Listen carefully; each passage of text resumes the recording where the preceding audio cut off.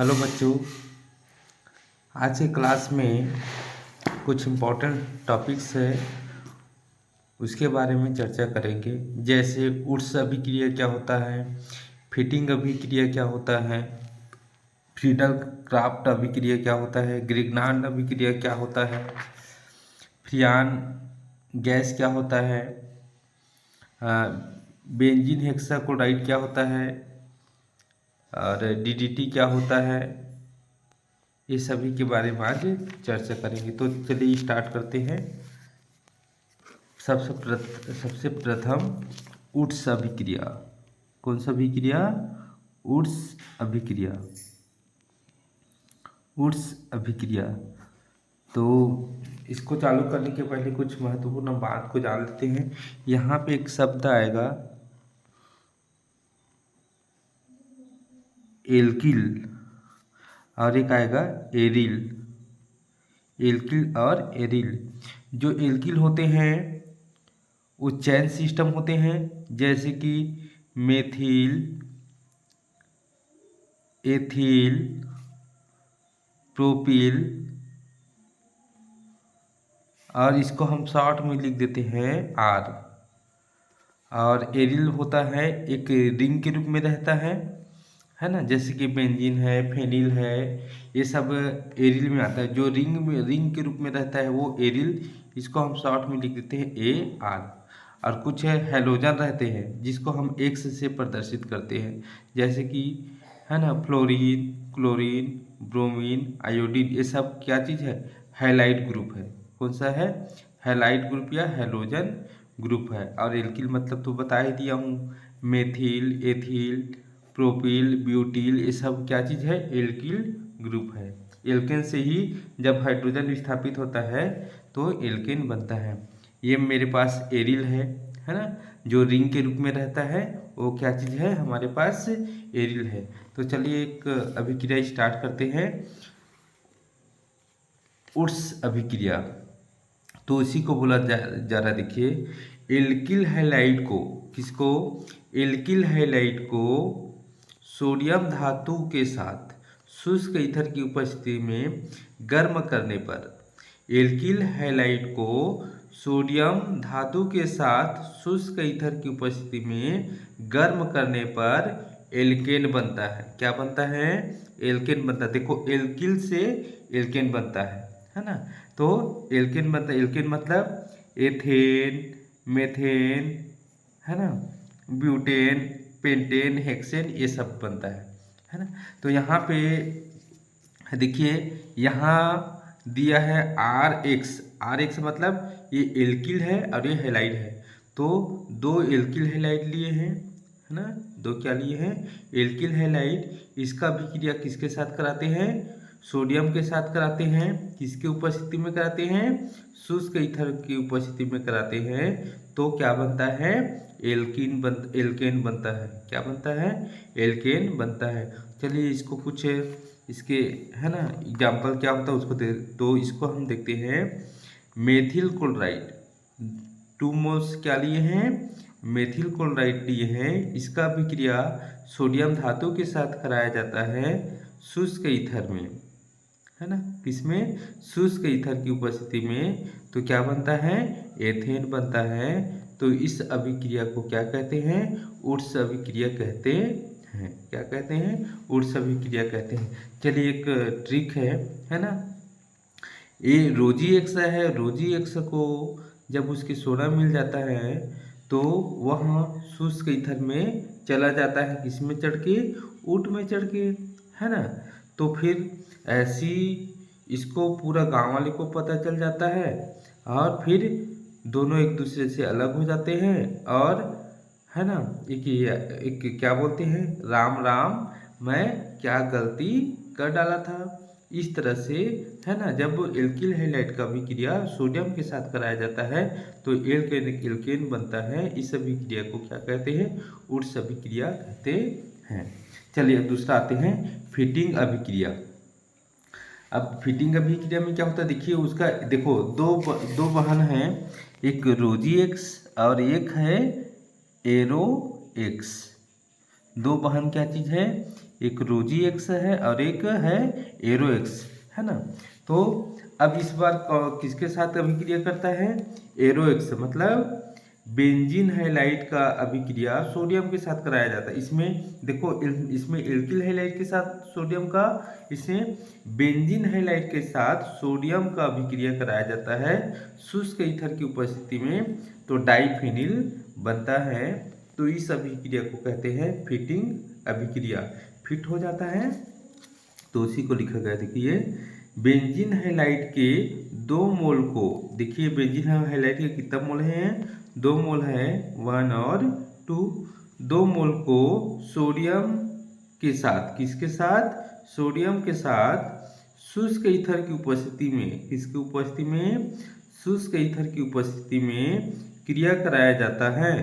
तो इस अभिक्रिया से डाइफेनिल बनता है। तो ऐसे अभिक्रिया को कहते हैं फिटिंग अभिक्रिया। तो यहाँ पे कुछ एग्जाम्पल देखते हैं। ये मेरे पास एरो एक्स है ना। तो एरो एक्स का या फिर ये क्या चीज़ है, बेंजीन हैलाइड का अभिक्रिया, सोडियम है, 2 बेंजीन हैलाइड 2 मोल, 2 मोल सोडियम है, इस शुष्क ईथर में की उपस्थिति में अभिक्रिया करता है तो डाइफेनिल बनता है। 1 फेनिल और 2 फेनिल, यहाँ पे हाइड्रोजन निकल जाता है, फेनिल हो जाता है। तो इसी को हम इसकी हैलाइड बोले हैं। तो इसको देखो, जब बेंजीन क्लोराइड का अभिक्रिया सोडियम के साथ कराया जाता है तो शुष्क ईथर बनता है। तो हाँ, शुष्क ईथर की उपस्थिति में कराया जाता है तो क्या बनता है, डाइफेनिल बनता है। क्या बनता है, डाइफेनिल बनता है।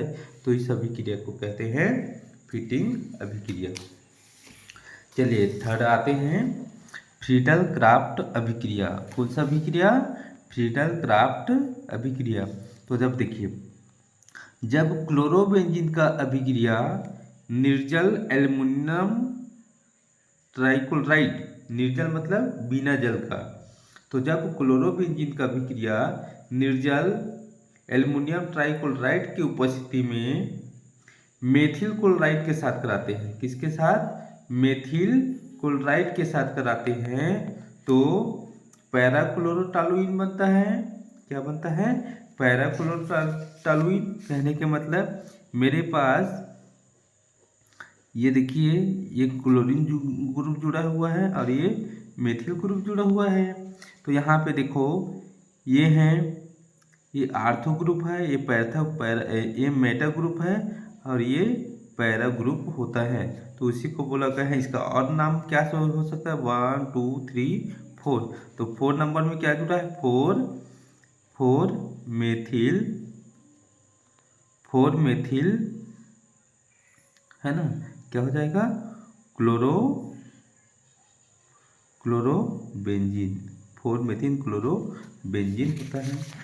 तो उसी को यहाँ पे बोला गया है, जब क्लोरोबेंजीन का अभिक्रिया निर्जल एल्युमिनियम ट्राइक्लोराइड की उपस्थिति में मेथिल क्लोराइड के साथ कराया जाता है तो क्लोरो आर्थोटॉलुइन या पैराटॉलुइन बनता है। तो इस अभिक्रिया को कहते हैं फ्रीडल क्राफ्ट अभिक्रिया। तो देखो, जब एल्किल हैलाइड और बेंजीन हैलाइड दोनों का अभिक्रिया करते हैं किसकी उपस्थिति में, एल्युमिनियम ट्राइक्लोराइड की उपस्थिति में, तो इसमें आर्थोटॉलुइन भी बनता है और पैराटॉलुइन भी बनता है। चलिए फिर नेक्स्ट आते हैं, ग्रिग्नार्ड अभिकर्मक। क्या चीज, ग्रिग्नार्ड अभिकर्मक, ग्रिग्नार्ड रिजेंट। ग्रिग्नार्ड रिजेंट क्या चीज है, मैग्नीशियम के कार्बधात्विक यौगिक होता है ना। तो देखिए किसको कहते हैं ग्रिग्नार्ड रिजेंट, मैग्नीशियम के कार्बधात्विक यौगिक को, मैग्नीशियम के कार्बधात्विक यौगिक को, जैसे कि यहाँ पे दिया गया है, देखिए ये मैग्नीशियम के कार्बधात्विक है ना, ये दिया है मैग्नीशियम है इसमें और इसमें कार्बधात्विक यौगिक है। तो इसी यौगिक को हम क्या कहते हैं, ग्रिग्नार्ड अभिकर्मक कहते हैं। तो देखिए, मैग्नीशियम के कार्बधात्विक यौगिक को ग्रिग्नार्ड अभिकर्मक कहते हैं। इसे कार्ब मैग्नीशियम यौगिक भी कहते हैं। यहाँ पे पहले मैं बताया हूँ, आर मतलब एल्किल है, ए आर मतलब एरिल है, एक्स मतलब हैलोजन है। तो अभिक्रिया कैसे होता है उसको देख लेते हैं। जब एल्किल हैलाइड का अभिक्रिया जब एल्किल हैलाइड का अभिक्रिया मैग्नीशियम के साथ, ये देखिए, ये मेरे पास एल्किल हैलाइड है, इसका अभिक्रिया किसके साथ कराते हैं? मैग्नीशियम के साथ कराया जाता है। इसकी उपस्थिति में कराया जाता है, शुष्क ईथर की उपस्थिति में कराया जाता है। तो यहाँ पे मैग्नीशियम के साथ एक कार्बनिक यौगिक जुड़ता है, जिसको हम क्या कहते हैं? ग्रिग्नार्ड अभिकर्मक कहते हैं। क्या कहते हैं? ग्रिग्नार्ड। मतलब रोजी एक्स को उसका क्या मिल जाता है? मजनू मिल जाता है, और वो कहाँ पे चला जाता है?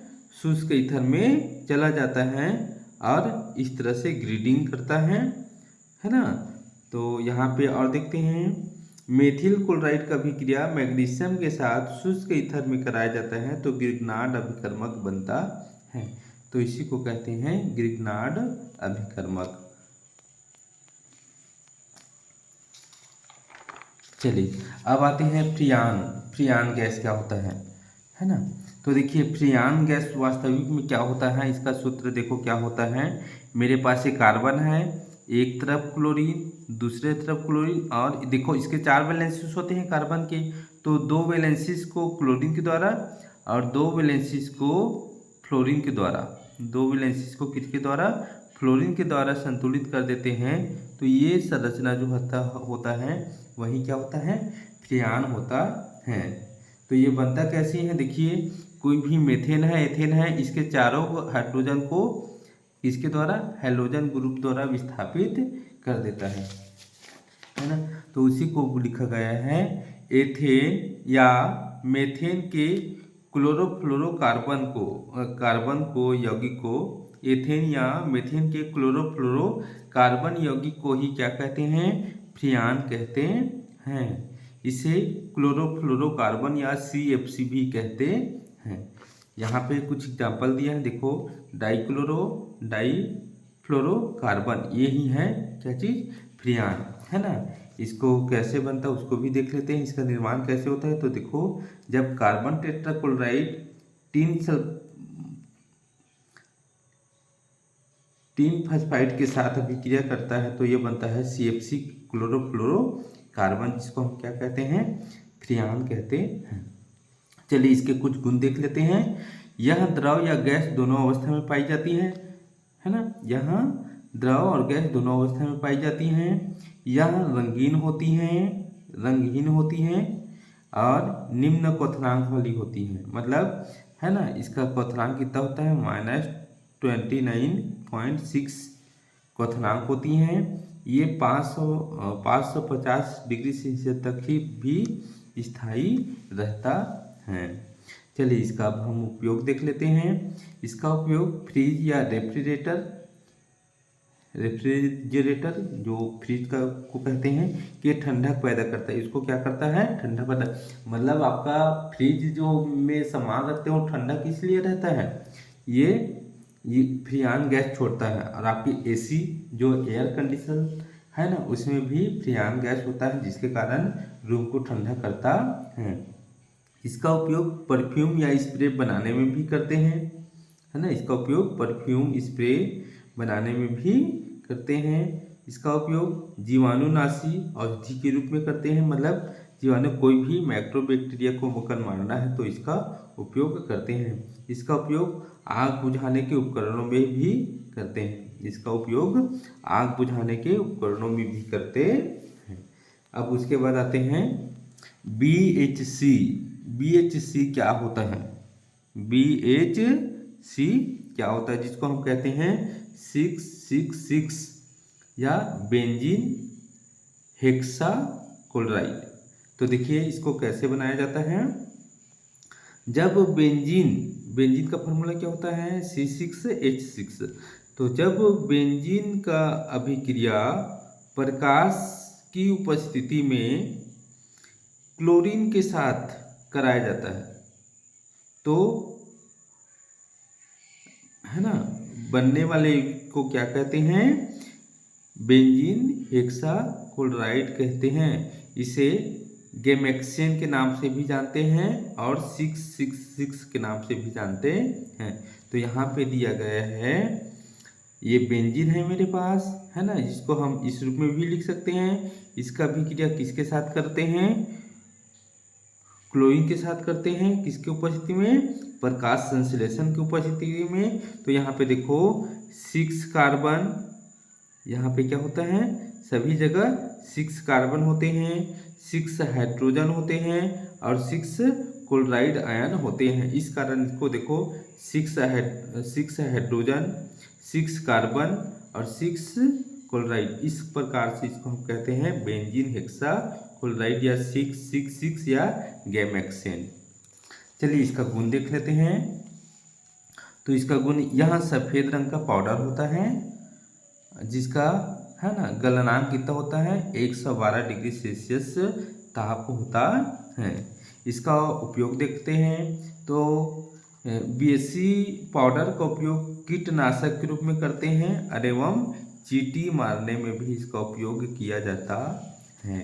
ये विशेष सुगंध वाली गैस होती हैं, ये पाउडर होती हैं। अब आते हैं डीडीटी, डाइक्लोरो डाइफेनिल ट्राइक्लोरोएथेन, है ना। डीडीटी का पूरा नाम क्या चीज़ है? Dichloro diphenyl trichloroethane. इसका आविष्कार जोडलर ने सन 1874 में किया था। चलिए इसका निर्माण कैसे होता है, कैसे बनता है, उसको हमको देखना है। तो देखो, जब 2 मोल मोनोक्लोरोबेंजीन, देखिए ये दिख रहा है आपको, क्लोरोबेंजीन है, कितने मोल लिए हैं? 2 मोल, 1 मोल क्लोरोबेंजीन और दूसरा मोल क्लोरोबेंजीन का सांद्र सल्फ्यूरिक अम्ल की उपस्थिति में, किसकी उपस्थिति में? सांद्र सल्फ्यूरिक अम्ल की उपस्थिति में 1 मोल क्लोरस अम्ल के साथ, किसके साथ? 1 मोल क्लोरस अम्ल के साथ, 1 मोल क्लोरस अम्ल के साथ कराया जाता है। तो यहाँ पे क्या बनता है?